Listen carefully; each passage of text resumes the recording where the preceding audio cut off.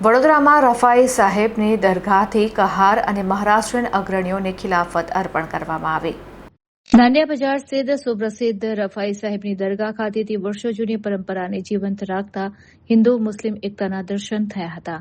પરંપરા અનુસાર 9મા ચાંદના પવિત્ર અવસરે દરગાહ તરફથી કહાર સમાજના અગ્રણી માથુરભાઈ ભીખુભાઈ કહાર તથા મહારાષ્ટ્રીયન સમાજના પ્રભાકર દાદાને આદરપૂર્વક ખિલાફત અર્પણ કરવામાં આવી હતી.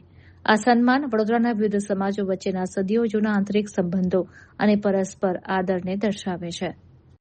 આ પ્રસંગે કાકા સાહેબના ટેકરાથી એક ભવ્ય સવારીનું આયોજન કરવામાં આવ્યું હતું. આ સવારીમાં હિન્દુ અને મુસ્લિમ બંને સમાજના મોટી સંખ્યામાં શ્રદ્ધાળુ ઉત્સાહભેર જોડાયા હતા. સમગ્ર માર્ગ ઉપર દુલા દુલાના ગગનભેદી નારાઓ સાથે વાતાવરણ એકદમ ભક્તિમય બની ગયું હતું.